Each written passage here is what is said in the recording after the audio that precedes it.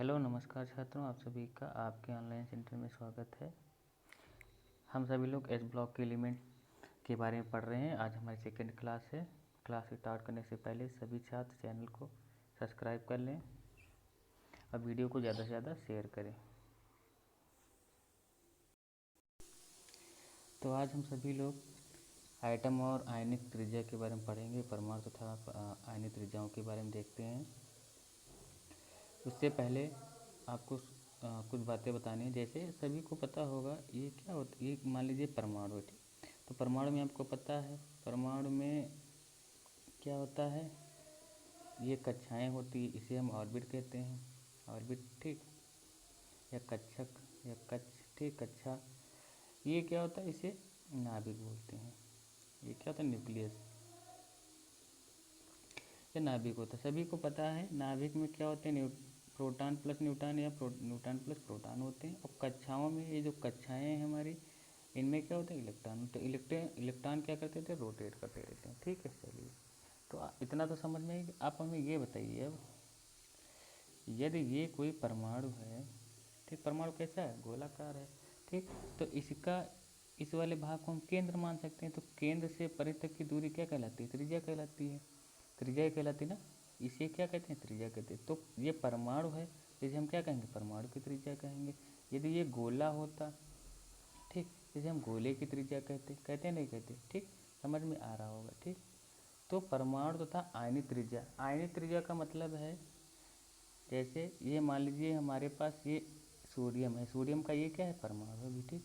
हमने क्या किया, सोडियम से एक इलेक्ट्रॉन को निकाल दिया, तो ये क्या बन गया, यहाँ पे भी 11 हमारे पास इलेक्ट्रॉन थे। यदि हमने एक इलेक्ट्रॉन सोडियम से निकाल दिया तो ये बन जाएगा Na+, ठीक है। और यहाँ पे कितने इलेक्ट्रॉन बचेंगे, 10 इलेक्ट्रॉन बचेंगे, 10, ठीक है, समझ रहे हो। तो ये क्या बन गया, ये आयन बन गया। ये क्या है, मूल परमाणु है। समझ में आ रहा है, ठीक। तो उन दोनों की त्रिज्याओं पर, एस ब्लॉक के तत्वों की परमाणु की त्रिज्या तथा आयनिक त्रिज्या पे क्या इफेक्ट पड़ता है, ठीक। तो सभी बच्चों ने नील्स बोर का नियम पढ़ा होगा, ठीक है। नील बोर का परमाणु मॉडल, तो उसने क्या बताया था, उसने जो है K, L, M, N इन कक्षाओं के माध्यमों से, ठीक, उसने बताया था जो के कक्षा है, इसमें 2 इलेक्ट्रॉन, L में कितने, 8, इसमें कितने 18, इसमें कितने 32, इस माध्यम से इलेक्ट्रॉनों को भरा जा सकता है, ठीक है। चलिए, तो अब हम देखते हैं। तो क्या लिखा हुआ, क्षार धातुओं के परमाणु का आकार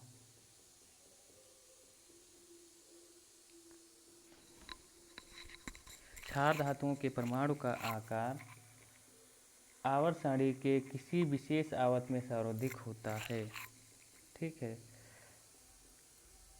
परमाणु क्रमांक में वृद्धि के साथ साथ परमाणु का आकार भी बढ़ता जाता है। एक संयोजी आयन का आकार उसके परमाणुजनक के आयनों के ऊपर डिपेंड करता है। चलिए, ठीक, पहले इतना समझ लेते हैं कि यदि आप वर्ग में ऊपर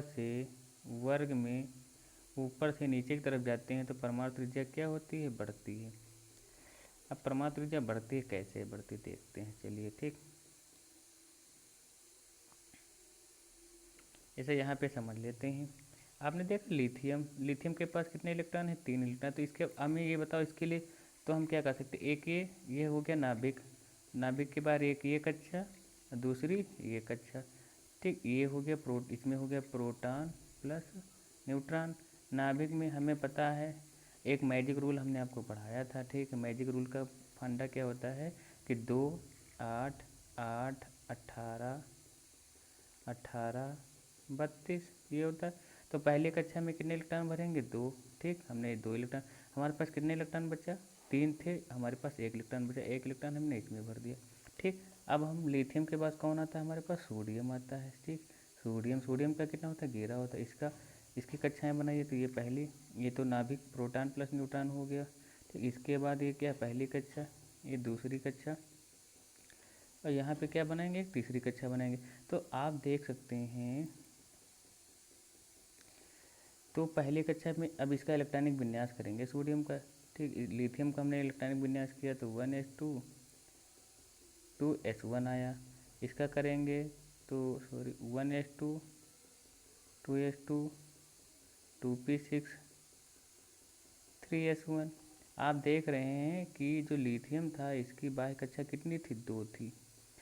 सोडियम की कितनी कक्षाएं हो गई, सोडियम में बाह्य कक्षा कितनी है, तो कहने का तो 3 कक्षाएं। आप देख सकते हैं पहली कक्षा, दूसरी कक्षा, तीसरी कक्षा। लिथियम में कितनी कक्षाएं थी, 1 और 2 ही थी। इसमें इलेक्ट्रॉन पहली कक्षा में कितने इलेक्ट्रॉन भर देंगे, 2, ठीक, 2 इलेक्ट्रॉन भर देंगे। दूसरी कक्षा में कितने इलेक्ट्रॉन भर देंगे, 6 और 2 8 इलेक्ट्रॉन भर देंगे। तीसरी कक्षा में कितने इलेक्ट्रॉन भर देंगे, 1 इलेक्ट्रॉन भर देंगे। तो इस प्रकार से आपने क्या देखा, ये बताओ, पहले यहाँ पे इतनी ही त्रिज्या हो रही थी परमाणु की, ठीक, इतनी थी। अब क्या हुआ, त्रिज्या इसकी क्या हो गई, बड़ी हो गई। समझ में आ रहा है, नहीं समझ पाए आप, देखिए बड़ी हो त्रिज्या। बोला गया है जब वर्ग में आप ऊपर से ठीक नीचे की तरफ जाते हैं तो त्रिज्याएं बढ़ती हैं। क्यों, क्योंकि हर एक आवर्त में एक नई क्या बढ़ जाती है, कक्षा बढ़ जाती है, एक नई सेल बढ़ जाती है, ठीक। जैसे मान लीजिए ये तो हो ही गया, ठीक। अब हम देखते हैं, मान लीजिए आप, ये 2 हो गए एग्जाम्पल, लिथियम का हो गया, सोडियम का। अब पोटेशियम का करके देखते हैं। आपको पता है पोटेशियम का कितना होता है, 19 होता है, ठीक। पोटेशियम का कितना है, 19 है।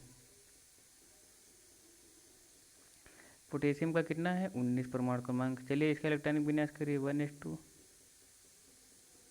2s2 2p6 3s2 3s2 3p 3p6 और 4s1। आपने देखा इसमें कितनी कक्षाएं आ गई, 4 कक्षाएं आ गई। तो जैसे जैसे ऊपर से नीचे की तरफ बढ़ते जाएंगे, हर एक आवर्त में एक कक्षा क्या होती जाएगी, जुड़ती जाएगी, जिससे परमाणु का आकार क्या होता जाएगा, बड़ा होता जाएगा। जब परमाणु का आकार बड़ा होता जाएगा, यहाँ पर एक और कक्षा जोड़ दी जाए तो आप देखेंगे त्रिज्या इसकी और बड़ी हो जाएगी, ठीक है। तो इससे हमें क्या पता चलता है, किसी भी यस ब्लॉक के तत्वों में, ठीक, आवर्त में क्या कर, वर्ग में क्या करते हैं, यदि ऊपर से आप नीचे की तरफ जा रहे हैं, अप टू डाउन जा रहे हैं, तो क्या होगा, अप टू डाउन जाने पर क्या होता है, परमाणु त्रिज्या बढ़ती है। ओके, इतना समझ में आ गया होगा सभी के। तो वही यहाँ पे लिखा हुआ है, क्षार धातुओं के परमाणु, क्षार धातुओं के परमाणुओं का आकार आवर्त सारणी के किसी विशेष आवर्त में सर्वाधिक होता है, ठीक है। तो यहाँ पे लिखा है परमाणु क्रमांक में वृद्धि होने के साथ साथ परमाणु का आकार बढ़ता जाता है, ठीक। इतना समझ में आ गया। यहाँ पे बोला गया है एक संयोजी आयन का आकार उसके जनक परमाणु के आकार से क्या होता, कम होता। इसका मतलब क्या, जैसे मान लीजिए यहाँ पे सोडियम है, ठीक। सोडियम अभी हमने बताया कि ये Na11 है। तो हमें ये बताओ इसके पास कितना इसका इलेक्ट्रॉनिक विन्यास करेंगे तो क्या हो जाएगा, 1s2 2s2 2p6 3s1। यही तो है। हमने क्या किया, एक इलेक्ट्रॉन को डोनेट कर दिया, तो इस इलेक्ट्रॉन को जब डोनेट कर देंगे तो अब सोडियम क्या हो जाएगा, ये Na+ हो जाएगा। कितने इलेक्ट्रॉन इसके पास बचेंगे, इसके पास 10 इलेक्ट्रॉन बचेंगे, बचेंगे नहीं बचेंगे, इसके पास 10 इलेक्ट्रॉन बने।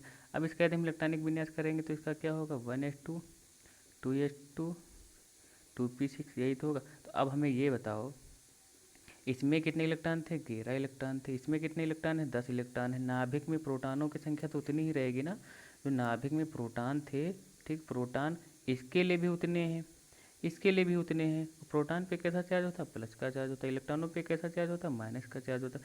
तो ये प्रोटॉन क्या करेंगे, इलेक्ट्रॉन, जब इलेक्ट्रॉन कम हो जाएंगे तो जो बाकी बचे इलेक्ट्रॉन हैं उनको काफ़ी तेज़ी से खींचेंगे, जिससे क्या होता है, एक होता है इफेक्टिव न्यूक्लियर फोर्स होता है, जिसके कारण ये परमाणु के जो प्रोटॉन क्या करता है, परमाणु के आकार को छोटा कर देता है। समझ में आ रहा होगा, ठीक।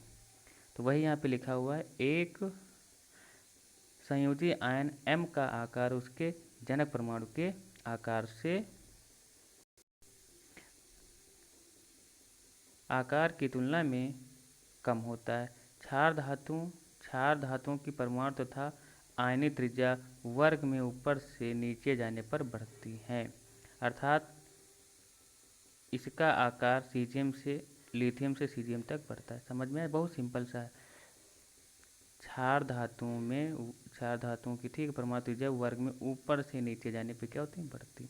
बस इतना सा आपको समझना। ये समझ में आ गया परमाणु त्रिज्या कैसे बढ़ती, क्या होता है, और वर्ग में ऊपर से नीचे जाने पर क्या होता है। ठीक, चलिए नेक्स्ट हम देखते हैं जल योजन एंथैल्पी। ठीक है, एंथैल्पी क्या है?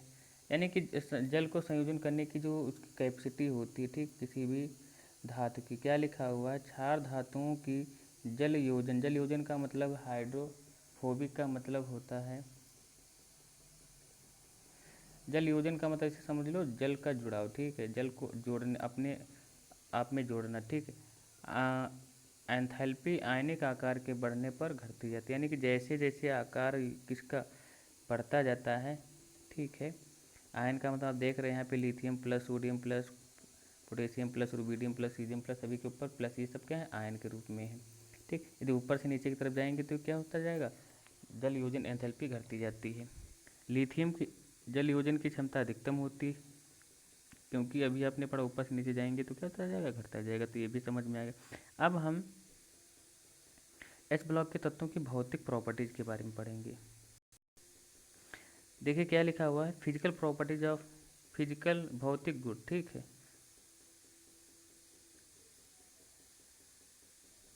Physical properties. तो धातुओं की फिजिकल प्रॉपर्टीज, जो धातुएं हैं, ठीक है, चार धातुएं तो आपने पढ़ा है, जैसे सोडियम हुआ, ठीक है, पोटेशियम हुआ, इन सभी को हम क्या कर सकते हैं? चाकू के माध्यम से इन्हें काट सकते हैं। ठीक, और जब इन्हें काट सकते हैं इसका मतलब ये बहुत ही क्या है, इनका घनत्व क्या होता है? कम होता है। बाकी सभी धातुओं का घनत्व ज़्यादा होता है, ठीक, लेकिन इनको छोड़ करके सभी का घनत्व ज़्यादा होता है। आकार की बात करें तो लिथियम के पास जब 3 ही इलेक्ट्रॉन है तो इनका आकार भी कैसा होगा? छोटा होगा। गलनांक क्वथनांक भी इनका क्या होता है? कम होता है। ठीक, क्योंकि आपको बता दें जो सीजियम होता है, सीजियम को यदि आप अपने हाथ पे रख लेते हैं, यदि अपने हाथ पे रखते हैं तो ये क्या होता है? हाथ पे रखने पर यानी कि आपके बॉडी टेम्परेचर पर ही गलने लगता है। ठीक है, तो जब बॉडी टेम्परेचर पर ही गलने लगे तो इसका मतलब इसका गलनांक बिंदु भी क्या है? गलनांक पॉइंट भी इसका बहुत कम होता है। तो बस हमें इन्हीं सभी के बारे में पढ़ना है। ओके, देखिए क्या लिखा है। लिखा हुआ क्षार धातुएं बहुत ही नर्म, जैसे अभी हमने बताया कि सोडियम को क्या करते हैं? चाकू से काट सकते हैं। हल्की तथा चांदी के समान श्वेत होती हैं। बड़ा आकार होने के कारण इनका घनत्व क्या होता है? कम होता है, जो लिथियम से सीजियम की ओर नीचे जाने पर कम होता जाता है। डेंसिटी की बात कर रहा है, यानी कि सोडियम की डेंसिटी क्या है? कम है, और जैसे जैसे नीचे जाएंगे, ठीक है, डेंसिटी या घनत्व बढ़ता जाता है। यद्यपि पोटेशियम धातु सोडियम की तुलना में हल्का होता है। समझ रहे हो क्यों? क्योंकि आपको पता है lithium, sodium, potassium, rubidium, caesium, francium, ये सब इसका क्रम है, तो आपने पढ़ा है। वही तो लिखा है, यद्यपि पोटेशियम धातु सोडियम धातु की तुलना में हल्का होता है। क्षार क्षार धातुओं के गलनांक एवं क्वथनांक कम होते हैं, अभी बताया था। ठीक, इनका बॉइलिंग पॉइंट भी बहुत कम होता है और मेल्टिंग पॉइंट भी कम होता है।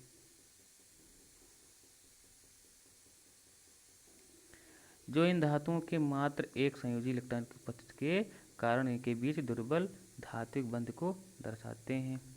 ऐसा क्यों होता है? देखिए, अब होता ये है, जब इनके पास मान लीजिए एक ही इलेक्ट्रॉन है, ठीक, जैसे सोडियम क्या करता है? सोडियम के पास 11 इलेक्ट्रॉन होते हैं, तो इसकी बाय कक्षा में एक इलेक्ट्रॉन है, 1s2, 2s2, 2p6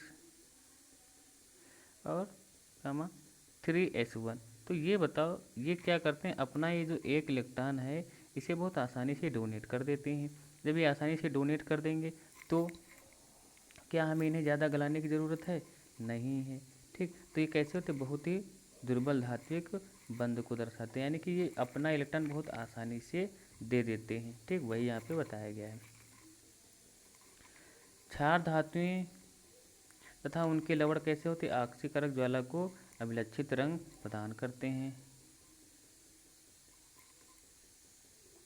यानी कि कलर प्रोवाइड कराते हैं। ज्वाला की ऊष्मा उनके बाह्यतम इलेक्ट्रॉन को उच्च ऊर्जा स्तर पर उत्तेजित कर देती है। जब ये इलेक्ट्रॉन पुनः अपनी तलस्थ अवस्था में आता है तो स्पेक्ट्रम के दृश्य क्षेत्र में विकिरण उत्सर्जन के कारण ज्वाला को रंग प्रदान करता है। तलस्थ अवस्था का मतलब है जब अपनी ग्राउंड स्टेज में दोबारा वापस आते हैं, ठीक, तब ये क्या करते हैं, एक रेडिएशन निकालते हैं जो कि कलरफुल होता है। ठीक, यहाँ पर बताया गया है कौन सा धातु किस रंग का, ठीक है, कलर देता है। तो यहाँ पे आप देख सकते हैं जो लिथियम होता है, ठीक है, ये किरमिजी लाल रंग कलर देता है। सोडियम कैसा पीला देता है। पोटेशियम कैसा था, बैंगनी। रुबिडियम लाल बैंगनी। और सीजियम नीला देता है। ठीक, यहाँ पे ये इनके तरंग दैर्ध्य दे रखे नैनोमीटर में, ठीक है।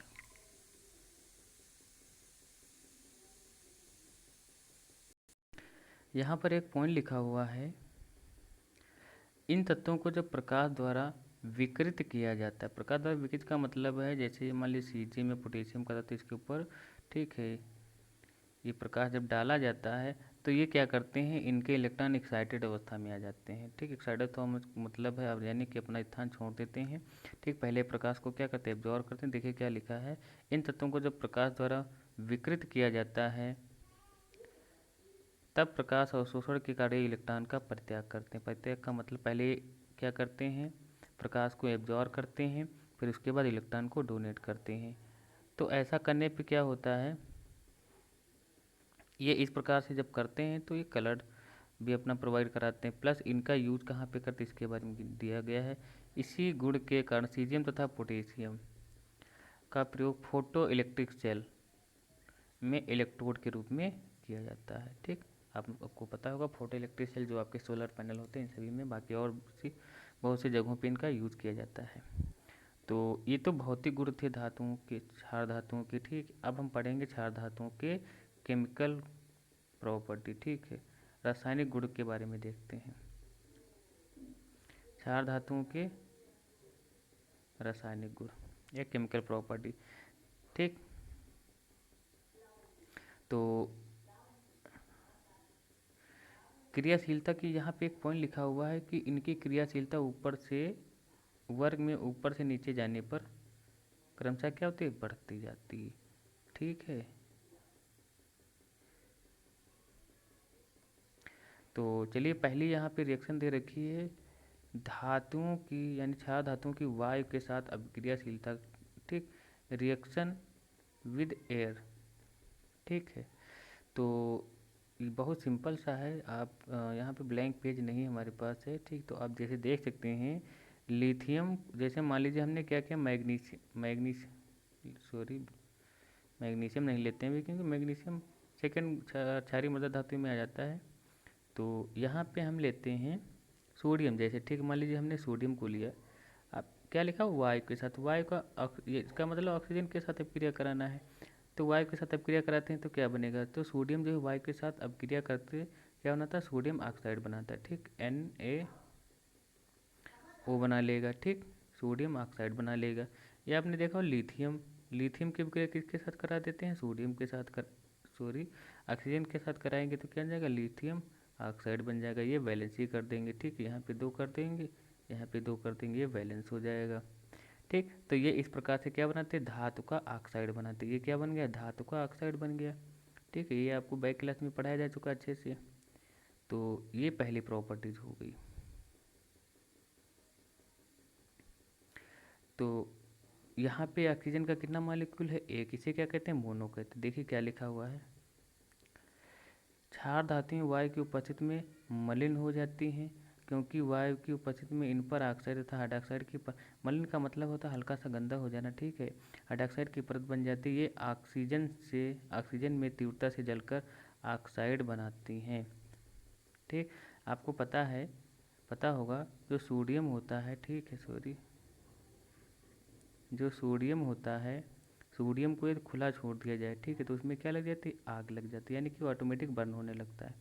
ठीक है, ऑटोमेटिक बर्न होने लगता है। क्यों, क्योंकि वो बहुत ही हाईली रिएक्टिव होती है सब। ठीक है, ये ऑक्सीजन में तीव्रता से जलकर ऑक्साइड बनाती हैं। लिथियम और सोडियम क्रमशः मोनोऑक्साइड तथा पराऑक्साइड का निर्माण करती हैं। समझ रहे, मोनोऑक्साइड का मतलब है NaO, ठीक है, यानी कि केवल एक ऑक्सीजन के साथ। ओके, फिर यहाँ पे देखिए लिखा हुआ है, सभी की प्रॉपर्टी देखिए बहुत इंपॉर्टेंट है, आप जब अच्छे से पढ़ेंगे तभी आपके पास अच्छा नॉलेज आएगा, ठीक है।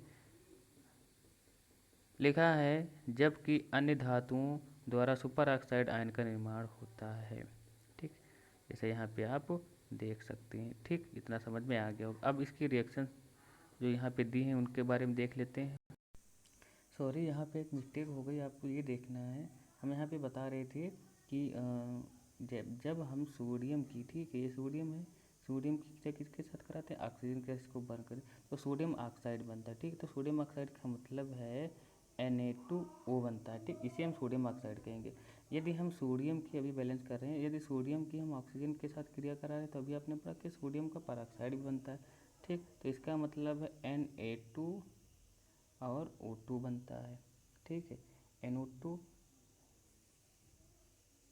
Na2O2, इसे हम परऑक्साइड कहते हैं और ये क्या है, ऑक्साइड है। समझ में आया? अभी जो आपने देखा था वो सोडियम ऑक्साइड इस प्रकार से, ठीक, यानी कि Na2O बनेगा। अब बैलेंस कर लेते हैं, बैलेंस करने के लिए क्या करना होगा, ठीक है, यहाँ पे 2 कर लेते हैं, ऑक्सीजन कितने हो गए, 2 हो गए, ये सोडियम कितने हो जाएंगे, 4 हो जाएंगे। यहाँ पे बात करते तो यहाँ पे 2 कर लेते हैं और ये टोटल बैलेंस है। कहने का मतलब है वहाँ पे बाई मिस्टेक गलत हो गया था।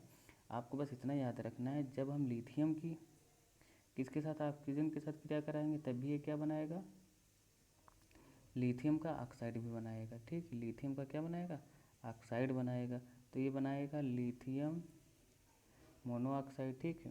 यदि हम परऑक्साइड की बात करते हैं तो यहाँ पे 2 लगा देंगे। ओके, ठीक, समझ में आया नहीं आया, ठीक, तो हमें इसे बैलेंस करने के लिए यहाँ पे कितने से 4 से कर दें, तो ये इस प्रकार से इसके गुण हैं, ठीक, तो पहला गुण आपकी समझ में आ गया होगा, सिंपल सा है। आप ये एक समझ लीजिए, जब किसी धातु की, कहने का मतलब धातु की अभिक्रिया किसके साथ कराते हैं, ऑक्सीजन के साथ कराते हैं, धातु की क्रिया ऑक्सीजन के साथ कराते हैं, तब जो है धातु का ऑक्साइड बनता है, क्या बनता है, धातु ऑक्साइड आपको प्राप्त होगा। ओके, समझ में आया, ठीक। यहाँ पर कुछ एग्जाम्पल दे रखे हैं, आप देख लीजिए। लिथियम की ऑक्सीजन के साथ कराई, अब क्रिया कराई जी, लिथियम ऑक्साइड बन गया। सोडियम की कराई जा रही है, ठीक, यहाँ पे सोडियम की एक परऑक्साइड का दिखाया गया है, ठीक, और ये सुपर ऑक्साइड का मतलब है, ये M का मतलब है मेटल, ठीक, जैसे आपने पढ़ा भी पोटेशियम, रुबिडियम, सीजियम, ये सब कैसे सुपर ऑक्साइड बनाते हैं, ठीक, ये आपकी समझ में आ गया होगा। अब नेक्स्ट प्रॉपर्टी देखते हैं। यहाँ पे कुछ पॉइंट लिखे हुए हैं, आप समझना है आपको। लिखा हुआ है इन सभी ऑक्साइडों में क्षार की ऑक्सीकरण अवस्था कितनी होती है, 1 होता है, अभी आपको पता है, ठीक है, जिनका ऑक्सीडेशन नंबर होता है कितना होता है, 1 होता है। लिथियम क्या अपवाद है, क्यों, क्योंकि ये सोडियम के साथ भी क्रिया कर लेता है, तो इसका मतलब यहाँ पे कितना हो जाएगा, 3 हो जाएगा, ठीक है। लिखा हुआ है इस प्रकार लिथियम भिन्न स्वभाव दर्शाता है। आपको ये समझना है, जो भी सोडियम होता है, पोटेशियम होता है, यानी कि जो हाईली रिएक्टिव हमारे मेटल्स होते हैं, उन सभी को कैरोसिन का मतलब होता है जो मिट्टी का तेल होता है उसमें रखा जाता है। क्यों ऐसा करते हैं, क्योंकि ये वायु के संपर्क में और जल के संपर्क में आने पर इनमें आग लग जाती है, बहुत ही जल्दी जलने लगती है, आग पकड़ लेते हैं, ठीक है, ऑक्सीजन के साथ क्रिया करके क्या कर लेते हैं, आग पकड़ लेते हैं। ओके, यहाँ पे देख सकते हैं एक सीरीज बनी हुई है, ठीक, लिखा हुआ atomic and physical properties of the alkali metals, ठीक है। तो जो हमारे क्षार धातुएं हैं उनके परमाणु की भौतिक गुण यहाँ पे लिखे हुए हैं, परमाणु उनके भौतिक गुण देखिए, गुण पहला यहाँ पे क्या दे रखा है, ठीक है, क्या लिखा हुआ है यहाँ पे, इधर गुण लिखे हुए, इधर तत्वों के नाम लिखे हुए, lithium, sodium, potassium, rubidium, caesium, francium. तो परमाणु क्रमांक की बात करते हैं, आपको पता है इसका परमाणु क्रमांक 3, 11, 19, 37, 55, 87 होता है। अब यदि परमाणु द्रव्यमान की बात करें, ठीक, तो ये इस प्रकार से, कहने का मतलब है कि यदि आप वर्ग में ऊपर से नीचे, ये वर्ग ही तो आप देख सकते हैं, ठीक है, ये वर्ग है, ठीक है, क्योंकि सबसे पहले लिथियम, फिर सोडियम, पोटेशियम, फिर रुबिडियम, फिर सीरियम, फिर फ्रांसियम आता है। तो आप क्या देख रहे हैं कि परमाणु द्रव्यमान भी क्या हो रहा है, बढ़ता जा रहा है। ओके, अब बात करते हैं इलेक्ट्रॉनिक विन्यास की, ठीक। तो इलेक्ट्रॉनिक विन्यास यहाँ पे हीलियम का मतलब है कि हीलियम के पास कितना होता है, 2 होता है। तो यहाँ पे इसके 2 इलेक्ट्रॉन दिखा देगी, एक बचा उसको अलग से लिख देगा। नियान के पास कितने होते हैं, 10 होते हैं, 10 इलेक्ट्रॉन होते हैं, तो एक इसका, तो 10 से 11 हो गया। आर्गन के पास 18 होते हैं, ठीक, 18 ये 19। तो इसी प्रकार से इसका आगे का इलेक्ट्रॉनिक विन्यास किया गया। क्रिप्टॉन का कितना होता है, 36 होता है, ठीक, और एक इसका 37 हो गया, ठीक, ये इसका दिखाया गया। अब हम बात करते हैं आयनन एंथैल्पी क्या होती है, ठीक। इसका मान देखिए, जब हम आयनन एंथैल्पी का मतलब है इसका मतलब सिंपल सा होता है, ऐसे समझिएगा कि परमाणु से इलेक्ट्रॉन को बाहर निकालने में, ठीक है, जितनी ऊर्जा लगती है उसे क्या कहते हैं, आयनन एंथैल्पी कहते हैं, ऐसे समझिए, ठीक। तो नहीं, हाँ, जितनी सिंपली से इलेक्ट्रॉन वो डोनेट कर देता है, ठीक। आप देख रहे हैं, सॉरी, वहाँ पे ये नहीं होगा जितनी ऊर्जा लगती है, यहाँ पे होगा जितनी सिंपली, ठीक, जितना आसानी से वो इलेक्ट्रॉन को डोनेट करता है उसकी आयनन एंथैल्पी क्या होगी, ज़्यादा होगी। जैसे आप देख सकते हैं लिथियम क्या कर सकता है, बहुत ही आसानी से क्या करता है, इलेक्ट्रॉन को डोनेट करता है। सोडियम भी डोनेट करता है। जैसे जैसे आगे तक बढ़ते जाएंगे, ठीक है, इलेक्ट्रॉन डोनेशन की जो प्रॉपर्टी होती है वो करती जाती है। जल योजन अभी आपने पढ़ा था। धात्विक त्रिज्या की बात करते हैं, अभी हमने आपको पढ़ाया था, ऊपर से नीचे जाने पर क्या होता है, परमाणु की त्रिज्या बढ़ती जाती है, आयनिक त्रिज्या भी बढ़ती जाती है। देखिए अब डाटा देख सकते हैं आप इसका, ठीक, बढ़ता जा रहा है। ओके, नेक्स्ट देखते हैं, गलनांक की बात करते हैं, बॉइलिंग पॉइंट की बात करते हैं, मेल्टिंग पॉइंट की बात करते हैं। तो ऊपर से नीचे जाने पर मेल्टिंग पॉइंट क्या होता है, घटता जाता है, आप देख सकते हैं। क्वथनांक की बात करते हैं, क्वथनांक भी ऊपर से नीचे जाने पर वर्ग में घटता है।